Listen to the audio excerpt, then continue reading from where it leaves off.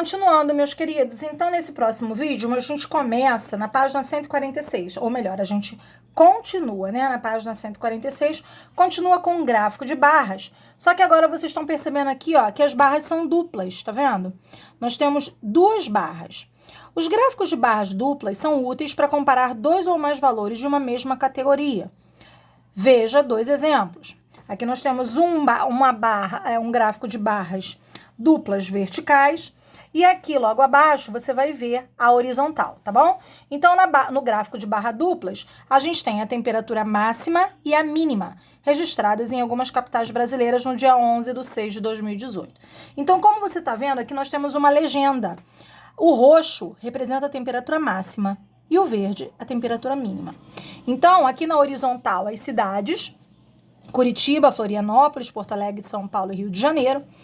E em cada cidade nós vamos ter a temperatura mínima e a temperatura máxima, ok? Mínima e máxima.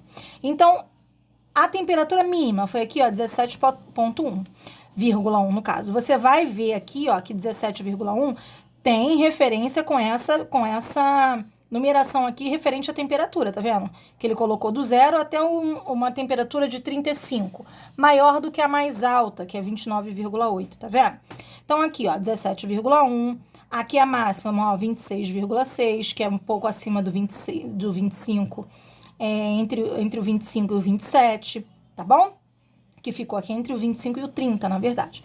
Então, o gráfico de barras duplas é exatamente quando nós temos dois ou mais valores de uma mesma categoria. Aqui, se tivesse mais valores, eu teria mais uma barra.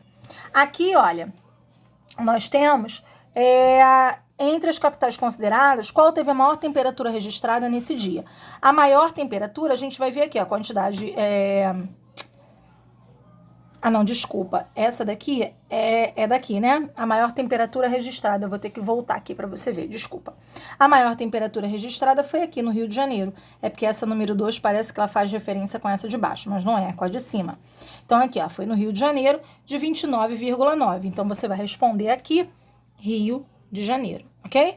Então, a maior temperatura foi no Rio de Janeiro.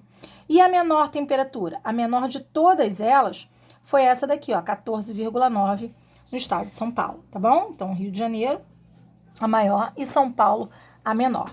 Agora sim, aqui no gráfico de barras horizontais, necessidade estimada e quantidade de transplantes feitos no Brasil. Então, você vai ver que aqui na horizontal, a quantidade de transplantes e aqui o número, qual órgão, né? De qual órgão. Então, aqui, ó, a barra dupla, amarela significa os transplantes feitos, ou seja, concluídos, e a roxa, a necessidade estimada. Por exemplo, vamos supor que aqui no Rio de Janeiro nós tenhamos a necessidade de 10 mil transplantes de córnea, vamos supor. Mas a quantidade de transplantes realizados foi de 400, vamos supor, no ano. Então, isso é uma ideia de necessidade estimada e transplantes realizados, tá bom? Então, aqui, repara que aqui de pulmão quase não dá para ver o amarelo, né? Foram uma quantidade tão pouca de transplantes de pulmão diante da necessidade. Ó, a necessidade era de 1.649 transplantes. Só foram realizados 112. Ah, isso é uma realidade que assusta, né? Que chega a dar uma agonia de perceber. Porque é fato, é realidade. Só que isso foi em 2017. Essa realidade hoje provavelmente está bem pior, né? Em relação a transplantes concluídos. De coração, ó, a necessidade era de 1.649, mas só foram feitos 380. Óleo de fígado, precisava em 2017, a necessidade, na verdade, era de 5.152 transplantes de fígado, mas só foram realizados 2.109. Óleo de rim, 12.365 a necessidade e 5.929 os realizados. E de córnea, que é a grande maioria, né? 18.547 e também tem uma boa porcentagem, 15.212 transplantes de córnea. Então, ele fala assim, a pergunta aqui embaixo. De modo geral, a quantidade de transplantes feitos é maior ou menor do que a quantidade estimada. com certeza, de transplantes feitos é menor, né? A gente está vendo isso só de olhar no gráfico. Quando a gente compreende, a gente tem mais certeza ainda que a quantidade de feitos é muito menor do que a necessidade de cada transplante, tá ok? Então, vamos lá. Agora eu vou te apresentar aqui como funciona o gráfico de setores, que está na página 147. A gente chama também ele de gráfico de pizza. Só vou te apresentar ele, você já está acostumado a observar, tá bom? É um gráfico que é um círculo, né, que a gente separa em fatias, em setores. Por isso o nome é gráfico de setores. Ele também é conhecido, como eu te falei, como gráfico de pizza. E a gente tem geralmente a porcentagem de determinadas situações. Aqui no caso, ó, o tema, o título, é percentual de cores de carros novos vendidos na América do Sul em 2017. Então, ó, antigamente a gente não via carro branco. Um pouquinho antes da geração de vocês. Tava difícil demais, a gente não tinha o hábito de ver carros brancos na rua. Agora, virou febre. Olha aqui a grande porcentagem de carros brancos na rua, ó, 38%, né? De carro, inclusive o meu é branco. 38% de carro branco. Na verdade, é um branco, é um meio encardido, não sei como é que é a cor, é um off-white, sei lá. Verdes, ó, outros, 3%. Carro vermelho, 9%. Carro cinza, 9% também. Preto, que também me assustou, que eu pensei que fosse bem próximo dos brancos, mas não, 10%. O que bate num carro branco, ó, 31%, ou seja, 31 em cada 100 carros, prata. 38 em cada 100 carros, ou seja, porcento significa isso. Em um grupo de 100 carros, 38 são brancos. Em grupos de 100 carros, 9 são vermelhos. Isso quer dizer 9%, tá bom? Agora, pictograma. O que seria um pictograma? Meios de comunicação, como jornais e revistas, costumam trazer gráficos ilustrados, ilustrações, figuras, com imagens relacionadas ao contexto da pesquisa para torná-los mais atraentes ao leitor. Esse tipo de gráfico é chamado de pictograma ou gráfico pictórico. O pictograma a seguir apresenta a altura de alguns edifícios do Brasil. Então, veja bem, aqui ó, ele fez desenhos de edifícios, né? Na horizontal, o nome do edifício. E na vertical, a altura em metros. Tá vendo? Tem que deixar específico o que está representando a vertical e a horizontal em todo o gráfico, ok? Então, na horizontal, tem que colocar no final do gráfico o edifício. Repara que a fonte sempre existe, tá? O título e a fonte, beleza? Eu falei da outra vez tema, não, é título, tá bom? O título e a fonte. Então, aqui, ó, esse pictograma é o desenhozinho de cada prédio, né? Então, aqui nós temos o nome de cada prédio e sua respectiva altura. Aqui, essa número 4 que tá aqui embaixo é uma resposta pessoal, né? Eu não gosto muito de corrigir resposta pessoal, não, porque talvez a sua não encaixe, não combine com a minha e você acha que o seu pensamento está errado. Então, quando a gente abre para resposta pessoal, fica a seu critério. Ele coloca aí, ó, como você representaria por meio de um pictograma o comprimento de algumas pontes do Brasil. Aqui a sugestão de resposta é ilustrar, ou seja, fazer o desenho da ponte com um comprimento proporcional entre si. Se julgar conveniente, explique na lousa os valores fictícios. Mas aí é uma sugestão para o professor. Por exemplo, a ponte Rio-Niterói. A gente sabe que eu não sei exatamente quantos quilômetros tem a ponte Rio-Niterói, mas a gente sabe que é uma ponte gigantesca. A ponte que tem aqui perto da minha casa não é tanto assim, né? Então, assim, o que a gente tem que fazer, se eu quiser colocar desenhos para representar um pictograma, são tamanhos proporcionais. Ou seja, se eu for representar a ponte Rio-Niterói, eu vou representar de um tamanho muito maior do que a pontezinha José Lima que tem aqui próximo à minha casa. Tá bem? Então, é isso que ele tá falando. Vamos lá. Página 148, para entrarmos aí nas atividades. Gráficos de linhas. Também esse aqui aparece muito nos telejornais, muito nas pesquisas, enfim, de eleições. Então, o gráfico de linhas, deixa eu logo explicar para você. Olha, tem horizontal e vertical. A horizontal aqui é o ano de nascimento, tá vendo? O título é a expectativa de vida do brasileiro ao nascer.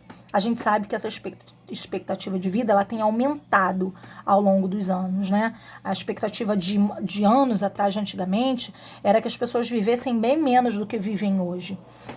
Então, olha aqui, ó, a expectativa em 1940, isso a gente consegue observar no gráfico. Ó, em 1940, antes da minha mãe nascer, minha mãe nasceu em 44, antes da minha mãe nascer, né? Provavelmente nem os avós de vocês, talvez, ou bisavós, né?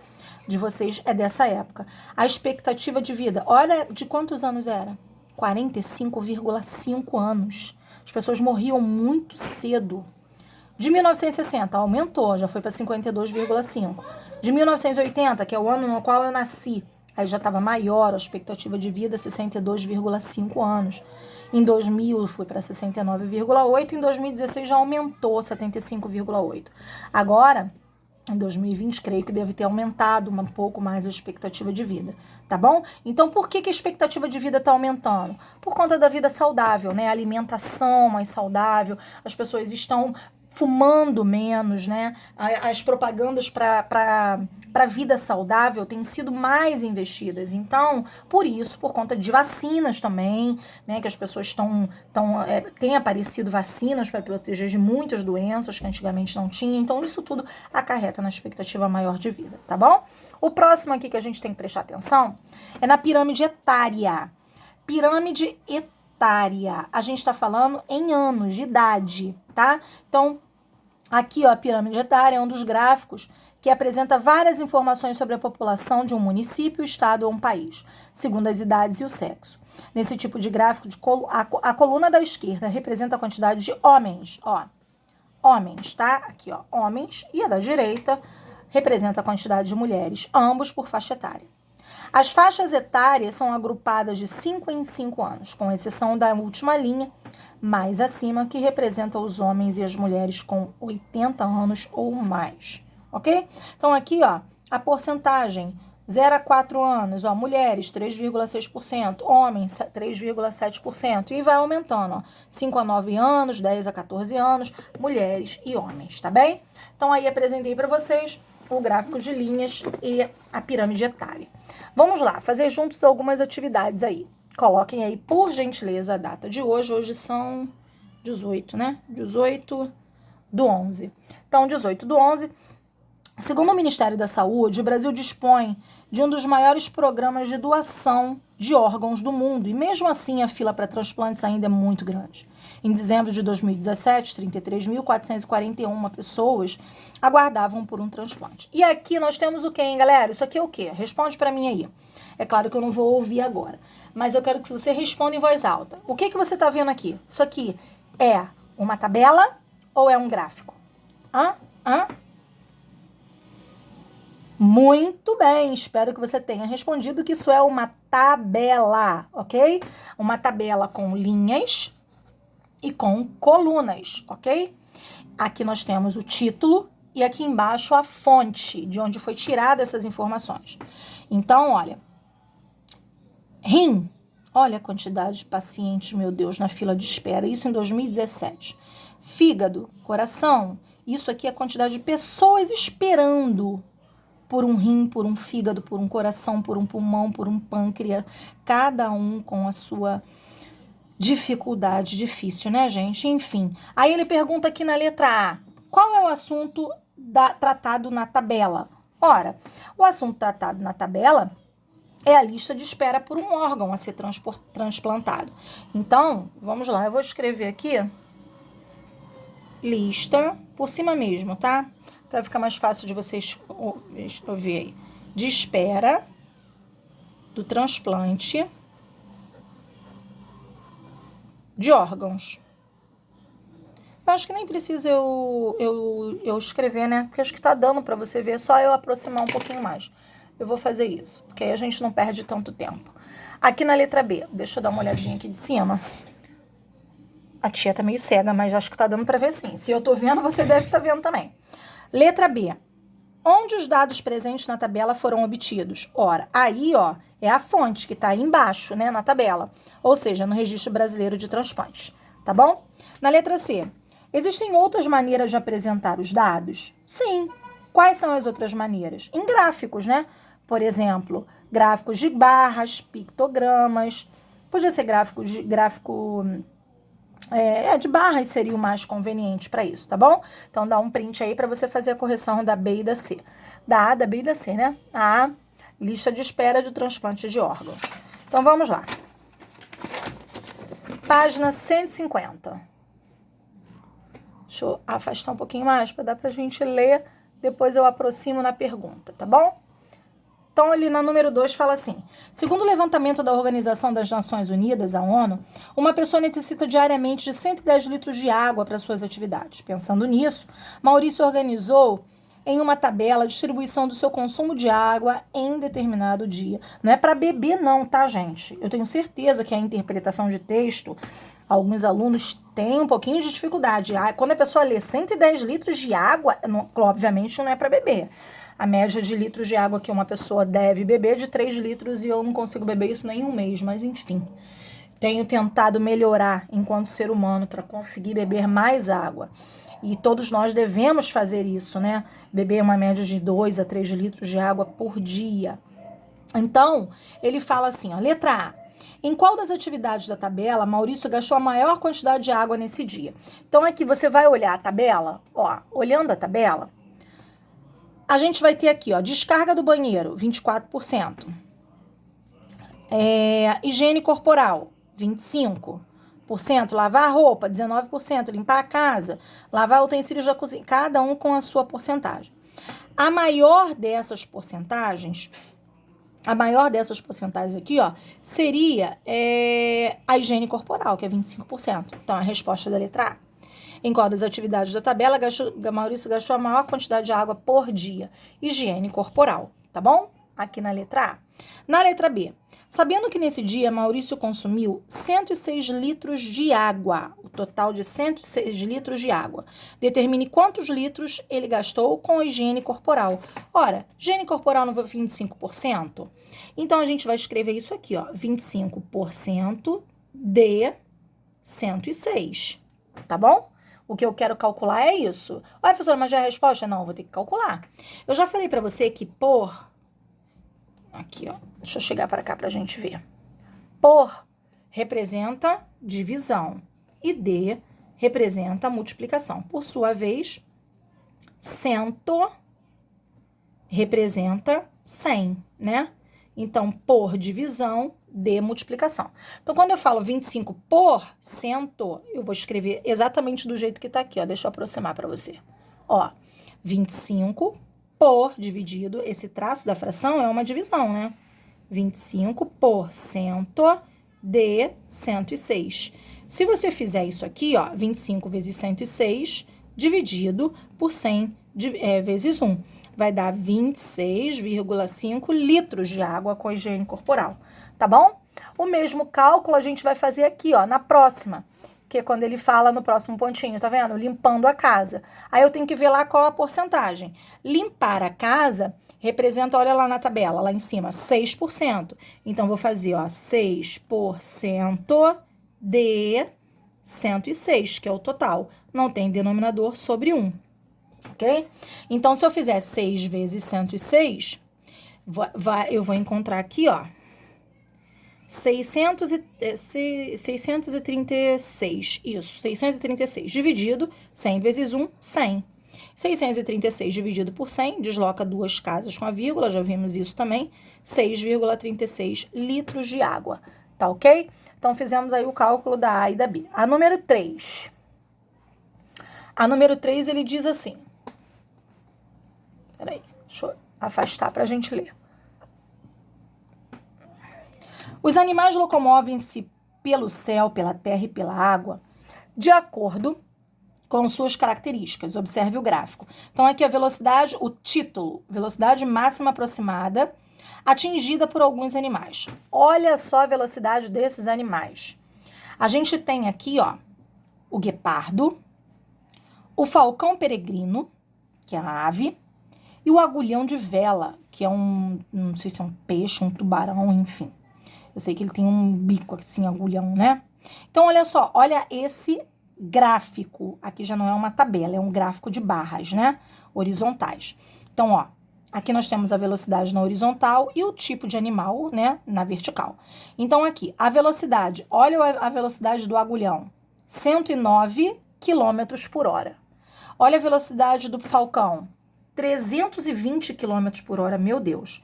E a velocidade do guepardo, 110 km por hora. Então, muito rápidos, né, que são esses animais. Então, na letra A, ele pergunta assim, vamos acompanhando aí, e eu acho que a proximidade aí tá dando para você ver legal. Então, vamos lá. Quais são as informações contidas no gráfico? Primeiro, as informações contidas no gráfico é a velocidade, né, em quilômetros por hora, atingida por alguns animais. Então, a velocidade atingida por alguns animais. Você pode colocar só mesmo assim, tá? Velocidade atingida por alguns animais. E a outra pergunta, qual foi o tipo de gráfico usado para representar essas informações? Ora, foi o gráfico de barras, tá ok? Então, o gráfico foi o gráfico de barras. Aproximando aí um pouquinho mais para você. Peraí, deixa eu ver se tá dando para você ver. Tá, assim, gráfico de barras. Beleza. Aí ele fala assim, na letra B, calcule em seu caderno a diferença de velocidade em quilômetros por hora entre o animal mais rápido e o mais lento apresentados no gráfico. Bem, olha só, a diferença de velocidade entre o mais rápido e o mais lento. Eu vou fazer aqui o cálculo aqui do lado para você ver. Ó, o mais rápido é o falcão, então 320. Menos o mais lento, né, que não é lento, mas enfim, é o agulhão, 109. Então, ó, 320 menos 109. Aqui fazendo essa diferença, aqui o espaço para mim tá um pouquinho reduzido, deixa eu chegar para cima. 0 tira 9 não posso, tem que pedir emprestado, aqui vai valer de 1 e aqui de 10. 10 tira 9, 1. 1 tira 0, 1. E 3 tira 1, 2. Ou seja, 211 quilômetros por hora, do jeito que já estava aqui falando, tá bom? Então, o resultado é esse aqui. E o cálculo é essa subtraçãozinha aí na letra B. Página 151.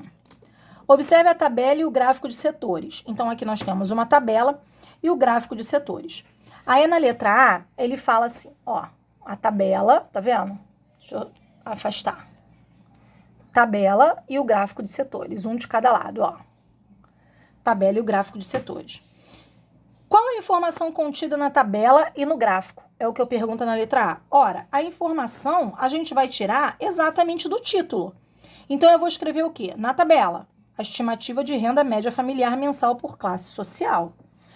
E no gráfico, a distribuição da população brasileira por classes. Tá bom? Então, ó, exatamente isso aí, ó. Vou colocar aqui pra gente ver. Vou aproximar para ficar melhor a visualização aí para você. Ah, professora, eu não tô conseguindo enxergar. Dá um pause e amplia a tela, tá bom? Dá um pause aí e amplia a tela. Ó, então foi o que eu acabei de falar. Você não tá conseguindo enxergar, mas eu estou... Se você não estiver conseguindo enxergar, eu tô falando todas as respostas, tá bem? Então, o título de cada um, ó. Primeiro, na tabela. Na tabela, nós temos a estimativa de renda familiar. E no gráfico, contida no gráfico, distribuição da população brasileira por classes, tá bom? Aí aqui na letra B, de acordo com a tabela e o gráfico, qual é a renda média mensal da maior parte da população brasileira? Ora, se eu olhar para a tabela, a gente vai ver. Cadê? Peraí. Calma aí, desculpa, deixa eu ler de novo aqui. De acordo com a tabela e o gráfico, qual é a renda média mensal da maior parte da população brasileira? Então, olha só, a gente tem aqui, olhando pelo gráfico, né, a gente vai ter uma visualização maior, porque olha só, eu tenho que olhar aqui, ó, a maior parte é essa laranja, né? É a laranja, ó. A maior parte. E essa laranja corresponde o quê? Às classes D e E.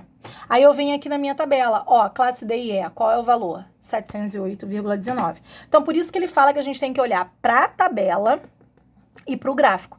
Primeiro eu tenho que ver qual é o maior percentual da população brasileira. Aí eu vejo que é a laranja, 28,5%, né, pela numeração. Laranja, aqui ó, a informação que são as classes D e E. Aí eu venho para o gráfico, para a tabela. D e E, qual é o valor da renda mensal? 709. Aqui na tabela, ele só falou qual é o valor da renda mensal para cada classe.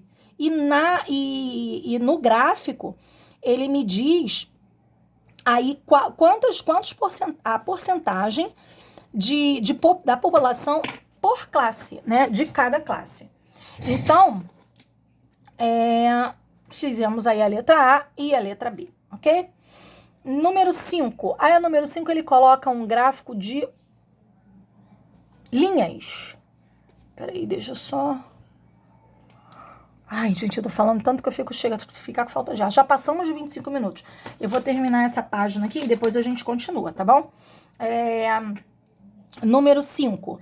O gráfico abaixo representa a altura de Fernando de acordo com a sua idade. Olha aqui, ó, idade e a altura dele. Então, a idade de uma mesma pessoa. O Fernando, quando ele tinha... Isso aqui em centímetros, tá? Quando ele nasceu, ó, 0 anos, ele nasceu com quanto? 50 centímetros. Geralmente, nasce as crianças em torno desse valor, né? 50 centímetros, entre 45, 55, enfim. Nasce por aí. Aí, com 1 ano, 76 centímetros, ele foi crescendo, tá vendo? Até que chega com certeza ele vai chegar numa idade que ele não vai crescer mais. Mas aqui, ele não deu a idade que ele não cresce mais. Ele deu aqui a idade de 10 anos. Com 10 anos, ele tinha 137 centímetros, ou seja, 1 metro e 37 centímetros. Aí, ele faz algumas perguntas aqui, ó. Qual era, em centímetros, a altura de Fernando aos 5 anos de idade? Ora, aos 5 anos de idade, vamos descer um pouquinho aqui para você ver. Ó, aí eu venho aqui, aos 5 anos de idade, qual era a altura dele, ó? 110 centímetros, tá vendo? Essa é a altura correspondente. Então, vamos escrever aqui 5 anos, só pra gente não se perder. Pode ser assim mesmo, tá bom? 110 centímetros. Aí depois ele pergunta, e aos 9 anos? Então, vamos botar aqui, ó, 9 anos, 2 pontos. Vamos olhar aqui. Ó, 9... 133 centímetros. Ah, professora, posso colocar em metro? Pode. Aí seria 1,33 metros, tá bom? 1,33 metros. Aqui não deu nem para você ver. Ou 1,33 metros. Ou aqui, 1 metro e 10 centímetros, ou seja, 1,1 metros, tá bom? Letra B. Dos 0 aos 2 anos, Fernando cresceu mais do que os 8 aos 10 anos. Então, veja bem, do 0 ao 2, ele tinha 50, passou a ter 88.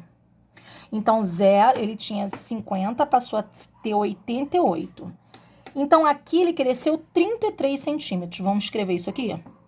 33 centímetros, né? Porque 88, vou colocar aqui, ó, embaixo para você ver. 88 menos 50. 33 não, né, gente? 88 menos 50. 8 tira 0, 8. 8 tira 5, 3. Ele cresceu 38 centímetros. 33 não, 38 centímetros. Agora, vamos ver dos 8 aos 10 anos, ó. Ai, tem que voltar aqui. Dos 8 aos 10 anos. Eu vou fazer 137, que é a altura dos 10 anos. E menos 127, ou seja, já sei que vai dar 10 centímetros, né? 137 menos 127, que vai ser igual a 10 centímetros. Aí vamos voltar à pergunta? Dos 0 aos 2 anos, Fernando cresceu mais do que dos 8 aos 10 anos? Sim, cresceu mais. Sim, ele cresceu quanto a mais?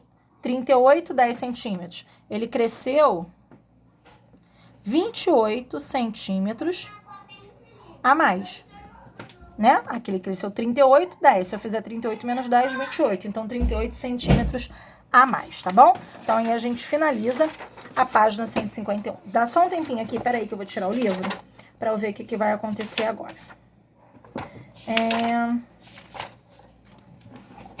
Olha só, galera, eu vou ficar por aí na aula de hoje, porque a gente já fez bastante coisa, e eu vou pedir para você fazer agora, sozinho, porque aí a gente já fez bastante exercícios sobre esse tema, as páginas 152, 153 e 154, tá bom? Na aula de amanhã eu só venho corrigindo. Deixa eu colocar escrito aqui para você. Peraí, só um minutinho. Deixa eu pegar uma folha aqui. Ó, você vai fazer... Vou botar de canetinha. Peraí.